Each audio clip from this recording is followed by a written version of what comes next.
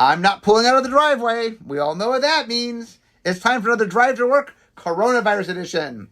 Okay, so this week I have a very good interview with April King. Some of you might know her as Cube April online. So say hello, April. Hi, everybody. Thank you for having me on your podcast, Mark. It's great to be here. Okay, so the question I've been asking everybody to start with is, how did you start playing Magic? How did I start playing Magic? Well, I've been playing Magic for a very long time because I am very old. So I started playing Magic back in early 1994. Just a little bit too, just in time to go to my game stores and see all these amazing boxes of Legends and Arabian Nights and antiquities on the top shelves where I could not afford them as a teenager. But plenty of Revised and Fallen Empires and 4th edition and stuff. So that's when I got started. I was introduced to it by some friends of mine who were like, April, you have to see this game. It's so cool. And then they pulled out their revised, I think it was a revised starter deck back when they had little starter decks. And I was like, this is awesome. I got to play this game. Okay, so you did you play continuously? Or did you stop a little bit? How long? How was your early Magic life? How did that happen? Yeah, so I played a lot as a teenager. I played a ton with my friends. I played at school. So at the time I was in junior high and high school, and most people, I assume, who listen to the podcast are too young to know about what Magic was like these days when you wanted to play Magic at schools. But there were a lot of schools that were like, oh, Magic is... Look at all this imagery. We can't have this in our school. Same with Dungeons and Dragons at the time. And so it was kind of clandestine Magic at my school. And then eventually, because I was a super nerd and my teachers really liked me, we got special dispensation to have a special secret room where we could all play Magic, which was really fun. Well, that's cool. Okay, so... and I played continuously up through... Urza's Block. Okay. I played through a lot of Urza's Block, and then I was like, I don't know what Magic is anymore. It was a very weird time for Magic. Mm-hmm. And I was going off to college, and so I kind of put it down. And then I picked it back up around this pretty big gap. I picked it back up around Innistrad. So okay, which a great time to come back. It was amazing. Yeah, Innistrad's a fun time. I enjoyed Innistrad. Okay, so you get back into Magic.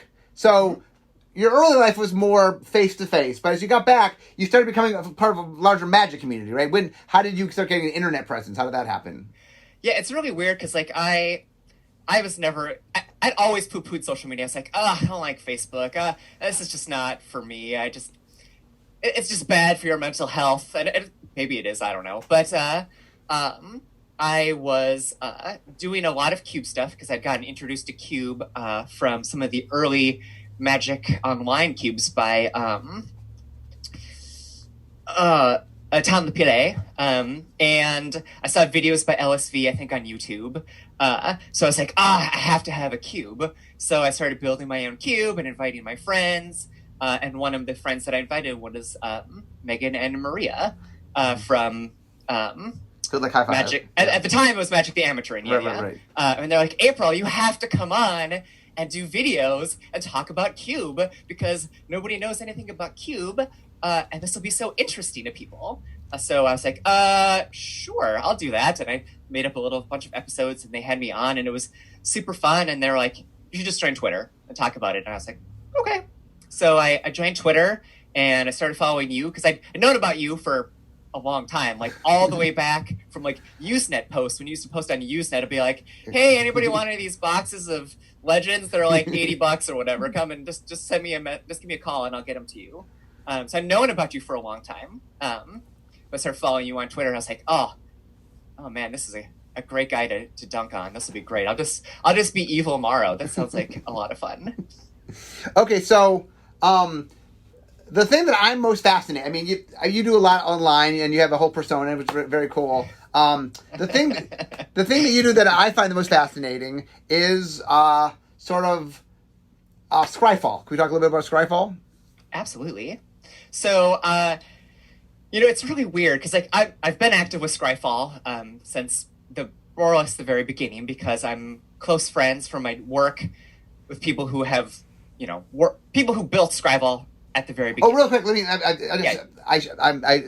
When I introduce things, I should make sure the audience knows, because you and I are talking. We know what Scryfall is. Oh, yes, sorry. Yes. Scryfall is a database for Magic cards.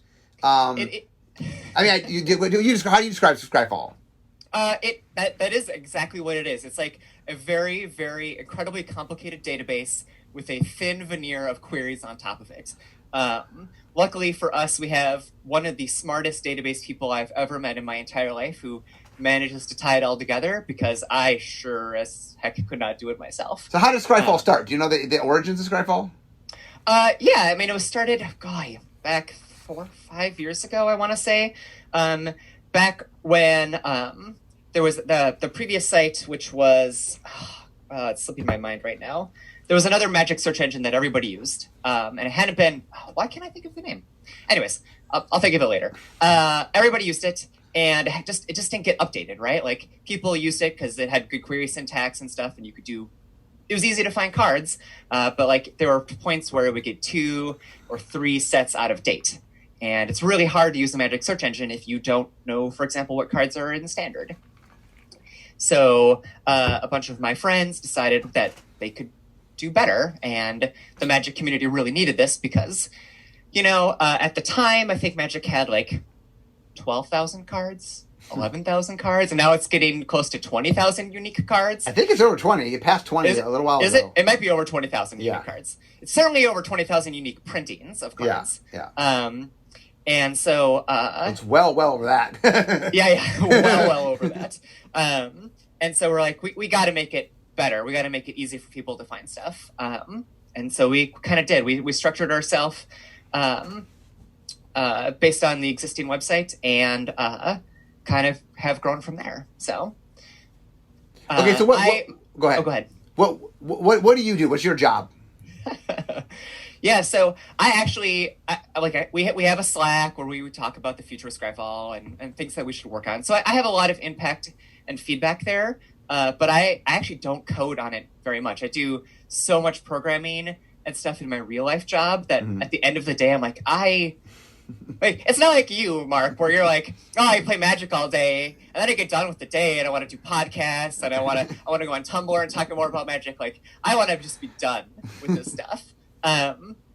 So I actually don't code that much on Scryfall. I like to think of they kind of think of me as a pain in their butt and like their chief evangelist. So whenever there's like a new Scryfall feature, I like to talk about it and I help people out. I do a lot. I answer a lot of questions on Twitter. People send messages on Twitter to Scryfall. We all get to see them and we get to respond. So I was talking a little bit just because one of the things I'm fascinated by and one of the fun reasons to have guests on is get experts in other areas. I want to talk a little bit about a database, because we have our own database that we do that has cards you guys haven't seen because we're working on the cards.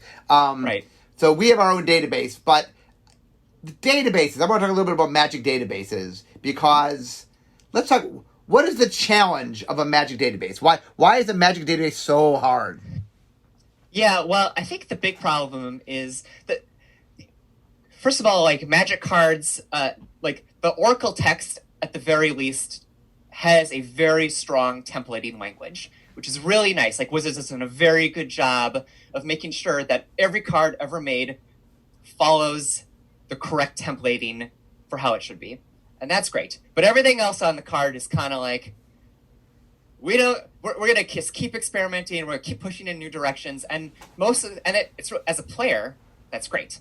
However, as somebody who maintains a database, that gets really, really, really hard. So for example, we have a lot of things that you just know to be true, right? Okay, so a Magic card has one name, right? It has one name and it has one side, until someday it comes along and that's not true anymore. And all of a sudden Magic cards have faces, right? They can have 2 sides. Or, for example, a Magic card with a certain name has just one Oracle text, right? There's a direct mapping of a card name to Oracle text, all the way up until the point where that's not true anymore, like in Unstable. And so you build these databases around these rules, these laws of how Wizards creates cards.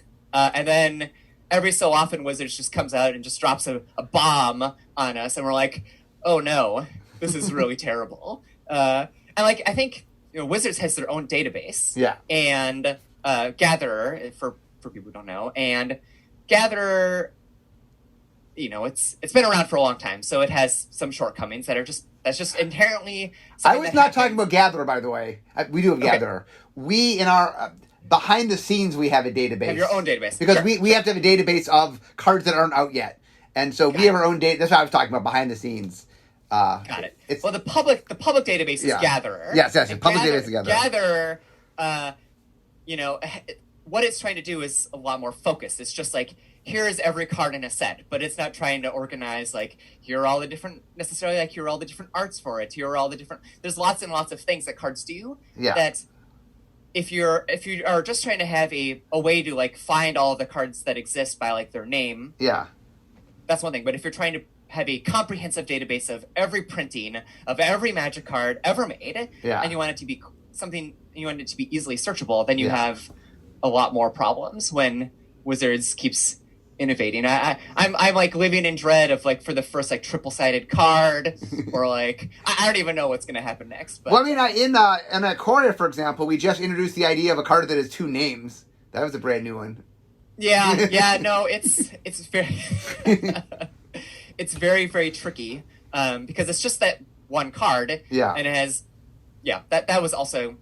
Thank you for doing that. That was luckily for me. I just get to watch the people who work on that stuff suffer, so I get to enjoy the pain that they go through. But it can definitely be a challenge at times. Yeah, I mean, the other thing is that there's two different things I think in a database. One is just having the information, and the other is making it such that people can find what they want.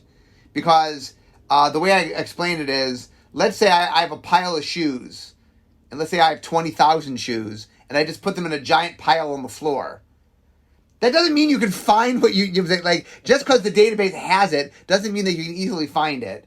And another thing that you guys do really well is I want to build a deck, so I'm looking for a particular thing. Like I want to, not only do I just want to find stuff, but I want to find stuff for my deck. So I want to search for something I care about.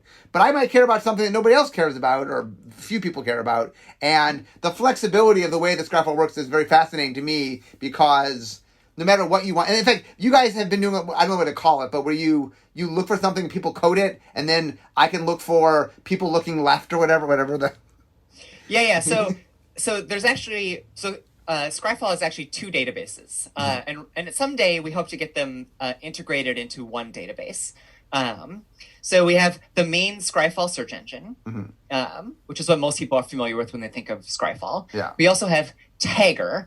What Tagger is it's a database of the arts that appear on Magic cards. So like with a Magic card, everything on it is easily categorizable, right? Like. Outside of the art, right? You have a name. Yeah. You have a mana cost. It's all text. It's all text. Yeah, it's all text, right? Yeah. Arts, however, there's nothing like I can't see. Like our database can't look at a piece of card art and be like, okay, there's a sword, there's a woman looking left, there's a tree, and like, so it can't know that. But people, especially people who play Commander, really, really, really care about that sort of stuff, right? Yeah. Like they want to have their deck of women in hats, right? They want to have their database of dogs who are white dogs or whatever, right? Like they want to have their database of very specific visual things, and that's great, but that's very hard to do in a database. Right. So Tagger, we enlist the entire community who like a new set comes out, look at all of these cards, tag all of the attributes in them so that people can search for cards with those attributes in the art. Yeah. Now that is pretty complete when it comes to newer cards. Right. But when you get to, like, there's been 20,000 cards or whatever, but there's way more arts than that, right? Right. Many cards have many art, arts. yeah. Yeah. And, like, because it is entirely people-powered, it's not powered by an algorithm. Right. Some of those older cards are slower to get tagged completely. Right. But someday, the hope is to be able to have... the two databases integrated. So, for example, you could search for women looking left who have first strike. Yeah. And I think that would be super cool. So that's the future someday. But we're still working on that one. So Okay, so something that I think you do, at least sometimes do.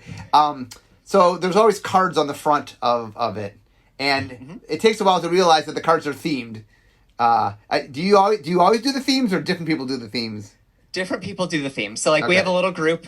We have the Scryfall core team, Yeah. and we usually will discuss what the themes are going to be. How often is the theme up? It varies a lot. We've varies, had okay. themes that are up for just like one day because they're like little. Because we actually have people who check the Scryfall themes every single day, Yeah. right? Whenever we change the theme, we will get notices on Twitter like, "Well, I have your theme. That's so cool," and stuff. So we have some that are. And the up themes are just a day, sometimes like, complex. The themes sometimes they're easy, but sometimes they're like, what is this theme? You have to figure out the theme. right. Yeah, exactly. And some of them are really obscure too. So like. We could put like a Mark Rosewater birthday theme up on the homepage, Yes. right? And the very small subset of people who follow you and know your birthday Yeah. will get the theme, but like most people will be like, I don't get these cards at all. Right, yeah, I so don't this year- how are these for? I know. I noticed. I sent you a little thank you.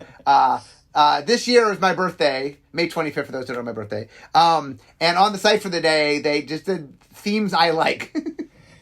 Which, I mean, mostly were cards I also made, but that's because Yes. I made cards that I like. But anyway, it's the kind of thing that I saw and I go, oh, I don't know how many people. I mean, some of my fans might know, obviously, but it was very touching to me. Like, oh, they recognized my birthday, so that was very Yeah, nice. and like Scryfall, like the people who work on Scryfall are like pretty progressive people. We've got a very diverse group of people who work on Scryfall, and so a lot of our themes are based around things like Black Lives Matter or like whatever we feel like is important to send a message to the Magic community that like we care and we support about these issues that people also care about. And it's hard because it's just 6 cards on the bottom of the Right. page. It's But, always 6 cards. I think it's just, is it 7? I always forget if it's 6 or 7. I think 6 is right. No, it's 7. It's I 7. apologize. Okay. It's 4 on the top and 3 on the bottom. So I mean, And- sometimes you have to get themes. There's at least 7 cards, right? yes, like- that's also tricky. How too. often do you get themes like, oh, there's 6 cards? Like it's funny. Yeah, we want you to complete 7 card cycles. We don't care about 5 card cycles. Right. Don't care about it. We don't care about vertical cycles, horizontal cycles. We want 7 card Right, cycles. you should text me. Go. We need one more dog looking left. Can you get another dog looking left, please? So All right, I'll make sure I do that for okay. sure. Okay. So the let's move on a little bit. Another thing that I have a lot of fun. Like one of the things that I find very interesting is watching the Magic community. So like Magic Twitter, for example, is it's its own entity. Like one of the things I found is that communities congregate around where they can communicate. So for example, I have a blog on Tumblr, so there's like a Tumblr community. There's a Reddit community. There is name your thing of choice. Facebook. Whatever social media you do. Snapchat. Like I'm on TikTok. There's a Magic TikTok group. Which is so. I just have to say that personally, that like just blows my mind. Like Mark Rosewater, who is a touch typist, also is on TikTok. Like these things are like these are just these facts are just so hard for me to hold. Here's why I'm on TikTok. I mean, not that I post a lot on TikTok. Is I have three kids. One of my daughters, Sarah, is 16, and she's on TikTok all the time. And one of the things I try to do is I try to be on a bunch of different platforms because I want to reach different audiences. And I've been on Twitter forever. I've been on Tumblr forever. I've been on Instagram for quite a while. I was on Google Plus for a while before that went away. And so I was looking for what to do. And I looked at Snapchat, but the nature of Snapchat is not super conducive because everything goes away right away. I want to post things that people can go, like, I want to post things that people can talk about and go back and look at. You want to build a little community. I want to build a little community. And so my daughter encouraged me to do TikTok. And I'm like, okay, I need your help. She's my advisor. And so TikTok's been a combination of things she suggested and things I suggested. You probably can tell them apart. Everything she suggested, if you don't know TikTok, is like, what is going on? Because I post my TikTok in other places. And some of the stuff is mine. Like I've done some puzzles and things. And I did a little mini comedy video. But when I'm like dancing or something for like 30 seconds, that's my daughter. But I do try to mix it up. So I had a hunch that was the case. So it's good to hear some confirmation. Yeah, the one in the car where we're doing little dance moves. We were waiting for pizza, and she's like, "Can we do a little thing?" So she taught me the dance move. So if you want to see me do dance moves with my daughter, you can go to TikTok. So, but anyway, Magic Twitter is sort of your realm. It is my realm. Yeah, I have a Tumblr. That's it is just an evil version of Mark Rosewater's Tumblr. Yeah. But like I'm not on there that often. Yeah. I'm mostly like I have. I actually have no idea how you do what you do. You must have way more. You obviously have way more energy than I do. But I have like 2 little kids, and it's just really, really hard to find the time to like do more than just Twitter for me. Like I would love to be active on other places. I want to stream. Like I want to stream a lot on Twitch, but it's just like my kids get to bed at 10 o'clock, and I'm like it's already an hour past my bedtime. I can't stream. So yeah, it is. I don't know. I like doing it, so I have a lot of energy. Yeah. Who knows where it comes from? Twitter is my realm. I really, really enjoy the Twitter platform. There's a few things I don't like about it. Yeah. Namely, that I can't have polls of 5 options. That really. I know. That really hurts so much. Here's my 2 Magic Twitter. Here's my 2 things about polls. You and I can share our because you and I do a lot of polls. In fact, between us, we might do the vast majority of Magic polls. I think so. Probably 95% between the 2 of us. Yeah. So my two pet peeves. That's one of them. Is sometimes I just want more than 4 options, and the second thing is it doesn't give me my results. Like, just tell me what the percentages are. Just tell me like, I have to have people look in the code to tell me. I mean, you can probably look at yourself, but it's like, can you just tell me my percentages, please? I posted it. Tell me how many people said this and that. Sure. Like actual numbers. If you vote in the poll, I think it gives you a notification, I think. Or what I want is I can see the final percentages, I guess. What I want is how many people voted for this. I want actual numbers. The numbers, yeah. Right. Like, how hard would it be for them to have like a little thing? You just hover your mouse over the percentage, right. And it shows the numbers. The actual number. Yeah. Yes. Like, I find it very frustrating when I'm like, I don't know. Like, it gets 3,000 votes. It doesn't. In the end, it doesn't matter. But like, I really want to know if it was separated by 1 vote or by like 30 votes. Like, when it's 50-50, it'll go 50-50. This person wins, and it'll go. But by how much? I want to know. Was it 1 vote? Was it 12 votes? I mean, the other thing that's funny for me is. We can talk a little bit about doing polls. So I started doing head-to-head. I originally wanted to do it on the website, and for years I tried to get them to do it on the website, and they just wouldn't do it for whatever. They couldn't do it or whatever. They didn't have the software or something. And then the second I realized that Twitter started doing the polling options, I'm like, oh, I'm just going to do it myself. And I started doing my head-to-heads. And then you really, let's talk about your polls. You love going off. I mean, You seem to love. I'll do a poll, and then you'll do like your warped version of my poll. So it's interesting. I first started really doing polls on Twitter when I was like, oh, Mark is doing head-to-head polls on Twitter, so I should also do evil. I should do evil head-to-head polls on Twitter. Yeah. And like I've done things like I'm kind of looking at my stack here because I got a bunch of them here, but like. Head-to-head fun things Wizards won't let you have, which I think we've now gotten like 75% of them by now, including things like Squirrels and Standard, Great Designer Search 3, Giant Ballard. Like, they were all on this list at one point, and I'm going to claim all the credit for them appearing. That was the reason we did all those things was your poll. Was my poll, I know. Greatest villains of all time, which is not like based on Magic villains, but things on like the game store bathrooms or the shuffler, things like classic tropes of, or like Dryad Arbor where it looks like a forest, funny things like that. So I started doing these polls, and what I found is that people really, really interact with polls. Like, you can make a post, you make a comment, and you'll get some responses and stuff, and that's great. But like, if you do a poll where people have to pick something, they love to talk about why they made their decision and why their decision is the right one. Yeah. And that to me is what I really, really enjoy. Like, I don't go to Twitter to, just post into the void. I think that's actually the least interesting part of Twitter. I like going to Twitter because I want to talk to people. Yeah. Like, it's my I'm a stay-at-home mom, works from home. now there's COVID-19. Twitter is my social interaction Yeah. with people, and like I want to talk to people. So that's why I love polls so much. I don't know if you found the same thing with your polls, where like people really get invested on them. One of the things Twitter will do. Also, I don't know if Twitter does this for everybody, but I got my little blue check, my little verified thing.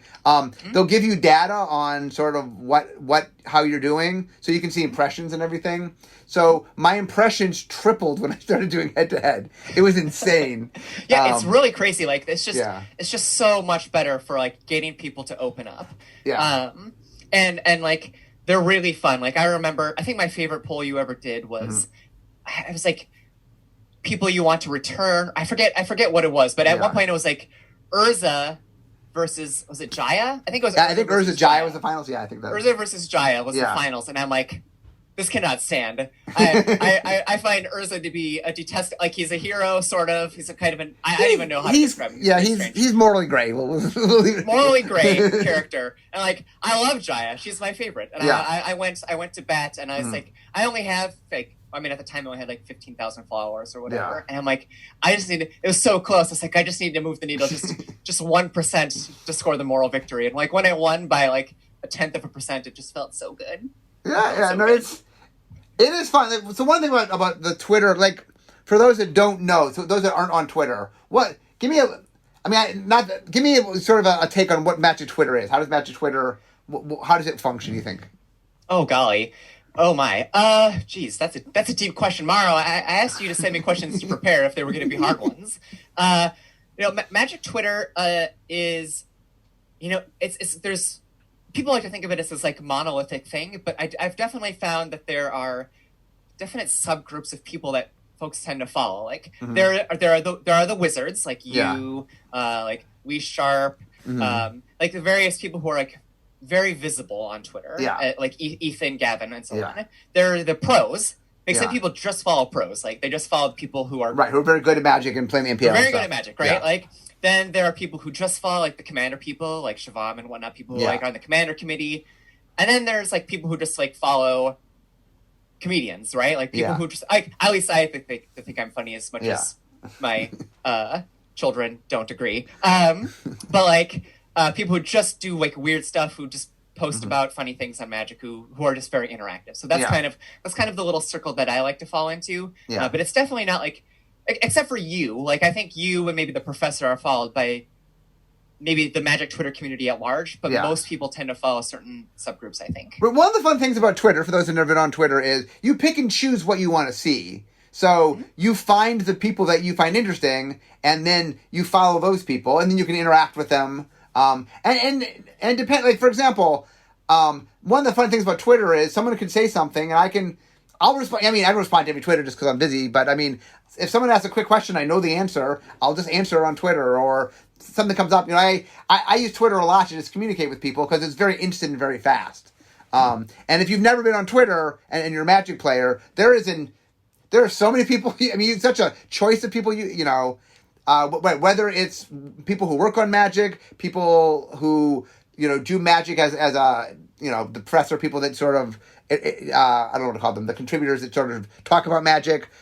There's people like you that are sort of just, making commentary and stuff. Terrible people, yeah. But anyway, that's one of the things that I enjoy about it is you pick and choose what you want. You get to follow people, and you'll get into heated discussions about all sorts of things.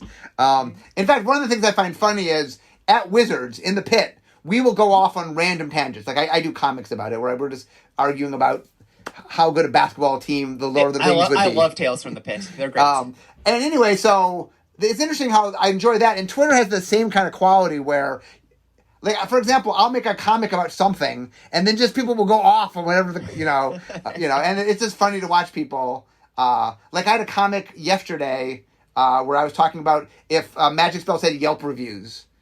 And then people were like, what are Yelp reviews for Magic Spells? And going off, and I think there was a whole thread. It was fun, so. One thing I've always wondered is that, like, I've never gotten a chance to ask you this question because it's so weird, but it's related to Twitter. Okay. I don't think I've ever seen you like a Twitter post. Do you ever like Twitter posts? I don't like, I mean, Well, I enjoy Twitter posts. I don't hit the little heart. I don't tend You don't to hit the little heart button. Yeah. Okay. I've never seen you. I've you're the never only gotten the person I habit know of who it. Yeah. Yes, I've never gotten that. I literally like not. I mean, not that I haven't actually enjoyed things, but I've never hit the like for anything. For whatever it is, I don't know. I just never got into the style of doing that. So. That's totally fair. I was just curious as to how that happens. So. Yeah. I also I was like wondering, like, do blue checkmark people get the option to like hide all of their likes or something? Oh no.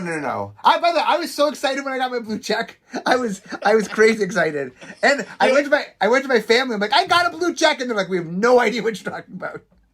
But you seem excited. Especially because I work in tech. Yeah. I work literally. I mean, like 5 blocks away from the Twitter headquarters. I know friends. I have ex-coworkers who work at Twitter. I'm like, come on, just give me that blue check. Come on, that's all. Just give it to me. I just want. And they're like, no, April, we're not. I think at this point it's almost like half out of spite. They're like, you're never gonna get that. The thing that's weird is there's people that just decide at some point that you're worthy of a blue check, and it's not. There's no rules or anything. It's just like at some point you get one, and. I just got one. At one point, I just was so excited. It was kind of.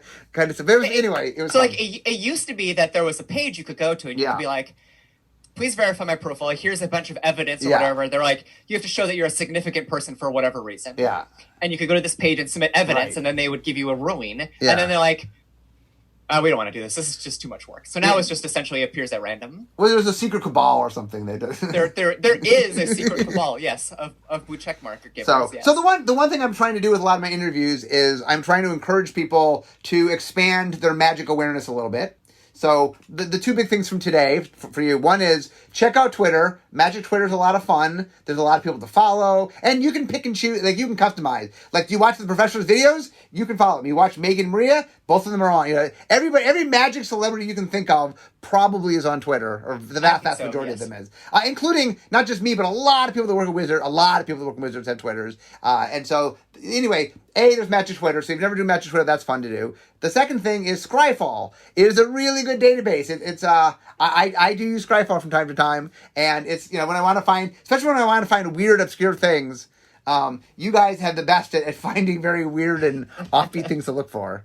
I get a lot of questions from various wizards like, how do I do this one thing on Scryfall, April? Can you please help me out? Yeah. It's funny. I message you all the time like, I want to find this thing. How do I find this thing? And you'll send me a little code, and I'm like, okay, I don't know how I would have found that. I don't know what it means, but I will. Yes. So I am learning, by the way, that you could, there's a page you can go to, but you can, if you know the code, you can just type it in the bar. So I'm a little bit learning the code of how to type it in the bar. So the vast majority of people, I think, eventually learn the special syntax because it makes your searching much, much faster. Like color equals blue, or CMC greater than 3. Yeah. I'm learning. Syntax page. I'm learning. You're getting better. I'm getting better. I remember when you first started, I was like, you just do like color equals blue. That's how you do it, Mark. Yeah. Okay, anyway, I am approaching my desk, so I've made it to my workspace. So I need to wrap up. So when I come to desk, we all know what that means. It means at the end of my drive to work. So instead of talking magic, it's time for me to be making magic. But I want to thank April for being with us. Thank you, April, so much. Thank you so much, Mark, for having me on. It's been a really fun time. And so it was quite enjoyable. So everyone, thanks for joining us, and we will see you next time. Bye-bye.